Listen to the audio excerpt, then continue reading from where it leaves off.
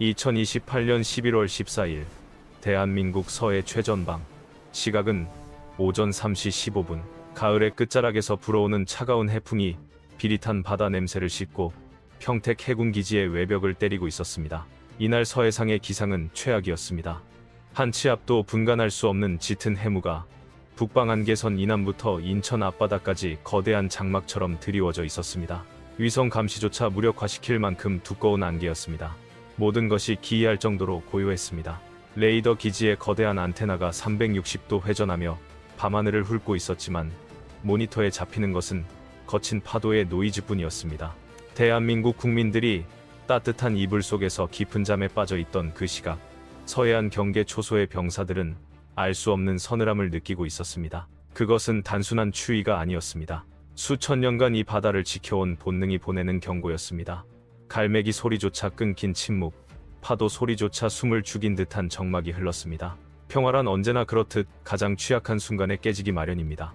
인천 송도 국제도시의 화려한 마천루 불빛이 안개 속에 희미하게 번지고 있을 때, 수평선 너머 어둠 속에서는 대한민국의 운명을 뒤흔들 거대한 강철의 파도가 이미 턱 밑까지 다가와 있었습니다. 아무도 몰랐습니다. 이 고요한 새벽이 6.25 전쟁 이후 한반도 역사상 가장 뜨겁고 처절한 아침으로 바뀌기 불과 10분 전이라는 사실을 말입니다. 폭풍 전야의 정적은 곧 깨질 것입니다. 오전 3시 28분 평택 제2함대 사령부 지휘통제실. 모니터를 응시하던 레이더 통제관의 동공이 급격히 확장되었습니다. 서해의 짙은 해무 속에서 유령처럼 나타난 붉은 점 하나가 순식간에 수십 개로 증식하고 있었습니다. 상황 발생. 방위 7, 0, 거리 40km. 미식별 고속 항적 다수가 포착되었습니다. 속도는 60노트 이상. 이것은 어선이 아니었습니다. 레이더 반사 면적 분석 결과 중국군 726형 공기부양정으로 추정되었습니다. 그 순간 통신망을 통해 최전방 초계함의 비명에 가까운 보고가 터져 나왔습니다. 유관 식별 확인. 적입니다. 중국군입니다. 55형 구축함이 선두에 있습니다. 지금 조준 레이더가 우리를 겨냥하고 있다는 보고가 채 끝나기도 전에 평택 해군기지 활주로와 유류 저장고에 적의 순항 미사일이 꽂혔습니다. 칠흑 같은 어둠이 시뻘건 화염으로 대나처럼 밝혀졌습니다. 잠자던 병사들이 전투복도 제대로 갖추지 못한 채 튀어나왔고 고요했던 영공은 요격 미사일의 비행운으로 뒤덮였습니다. 용산 합동참모본부 지하 벙커의 대형 스크린에는 서해안 전역이 붉은색 피아식별 불가 표식으로 뒤덮이고 있었습니다. 이것은 단순한 국지 도발이 아니었습니다. 적 상륙부대 인천과 평택으로 동시 접근 중이며 상륙 병력 규모는 2개 여단급이었습니다. 합참의장의 눈빛이 매섭게 빛났습니다. 망설일 시간은 없었습니다. 전군 진돗개 하나 발령. 현재 시각부로 데프콘 2로 격상한다. 이것은 명백한 침략 전쟁이다. 대한민국의 심장부를 노리고 들어오는 중국 북부전구의 주력 부대. 그들은 한국군이 당황하여 혼란에 빠질 것이라 확신했습니다. 기습은 성공한 듯 보였습니다.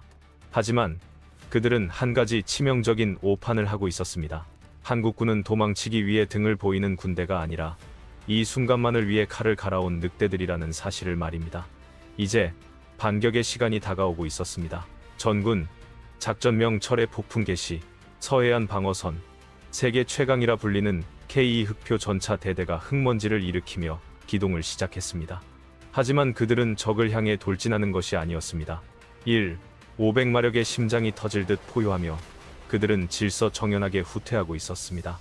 포탑 상부에 장착된 능동 파괴 체계 센서는 1초에 수천 번 주변을 스캔하며 적 대전차 미사일을 감지하고 있었고 55 구경장 120mm 활강포는 후퇴하는 와중에도 한치의 오차 없이 적의 선두 차량을 조준하고 있었습니다. 중국군 지휘부는 환호했습니다. 한국군의 최정예 기갑부대가 화력에 밀려 도망친다고 확신했습니다. 99식 A 전차들이 승리의 도취감에 취해 가속 페달을 밟았습니다. 하지만 그들은 몰랐습니다. 이것이 치명적인 살상지대로 맹수를 유인하는 사냥꾼의 뒷걸음질이라는 것을 말입니다. 그 시각 상공이만 비트. 대한민국의 하늘의 제왕 KF-21 보람의 편대가 초음속으로 전장을 지배하고 있었습니다.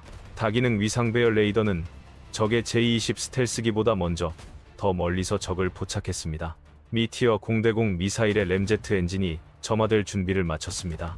하늘과 땅에서 한국군은 적을 완벽하게 포위하고 있었습니다. 그리고 진짜 공포는 전방이 아닌 대한민국 내륙 깊은 산속에서 깨어나고 있었습니다. 충청북도의 비밀기지.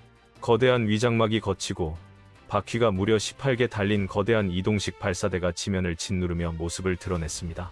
대한민국이 40년간 칼을 갈아 만든 괴물, 전술핵 무기에 버금가는 위력을 가진 세계에서 가장 무거운 재래식 미사일, 바로 현무 V였습니다. 길이 16m, 탄두 중량만 8톤, 마 40의 속도로 낙하하여 지하 100m의 벙커조차 가루로 만들어버리는 이 미사일이 콜드런칭 방식으로 거대한 가스를 내뿜으며 공중으로 솟구쳤습니다. 목표, 적 상륙부대, 본진 및 후방지휘소, 발사 승인. 하나, 둘, 셋. 수십 기의 현무 미사일이 백두산 호랑이처럼 포효하며 하늘로 치솟았습니다. 그것은 사람이 만든 무기가 아니었습니다. 하늘이 내리는 재앙 그 자체였습니다. 그것은 비가 아니었습니다. 그것은 하늘에서 떨어지는 강철의 심판이었습니다. 마 10의 속도로 대기권에 재진입한 현무 V의 탄두들이 붉게 달아오른 채 중국군 기갑부대 머리 위로 쇄도했습니다. 적의 방공 시스템인 HQ-92 요격 미사일을 발사했지만 초고중량 탄두의 엄청난 운동 에너지를 막기엔 역부족이었습니다. 첫 번째 탄두가 지면에 꽂히는 순간 서해안 일대의 규모 5에 육박하는 인공지진이 발생했습니다. 폭약의 힘이 아니었습니다. 8톤에 달하는 순수 질량이 마하의 속도로 내리꽂히는 충격량 그 자체였습니다. 거대한 버섯 구름 대신 흙과 바위, 그리고 적의 전차들이 믹서기에 갈린 듯 공중으로 솟구쳤습니다. 저게 뭐냐? 전차가 날아간다는 중국군 통신망의 비명으로 가득 찼습니다. 자랑하던 99식 A 전차의 복합 장갑도 반응 장갑도 소용없었습니다.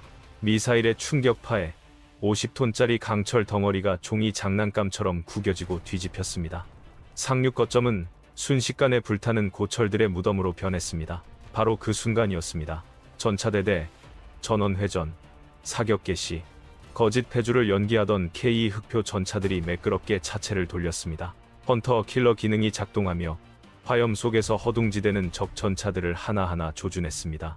발사, 한국형 상부공격 지능탄이 포신을 떠나 곡사로 날아가더니 숨어있는 적 전차의 가장 약한 포탑 상부를 정확히 타격했습니다. 바다 위 상황은 더 처참했습니다. 현무 V의 확산탄 버전이 중국 해군 상륙함대 위에서 터지며 수천 개의 자탄을 쏟아부었습니다. 강철에 비었습니다. 갑판 위에서 대기 중이던 헬기와 병력들은 피할 곳이 없었습니다. 검붉은 화염이 서해의 안개를 걷어내버렸습니다.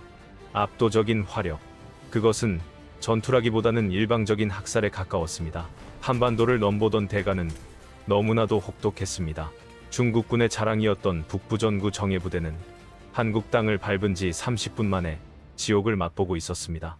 오전 6시 자욱했던 포연이 서해의 차가운 바람에 씻겨 나가자 처참한 전장의 민낯이 드러났습니다. 한때 위용을 자랑하던 중국군의 상륙함대는 검게 그을린 고철 덩어리가 되어 서해 앞바다를 떠돌고 있었습니다.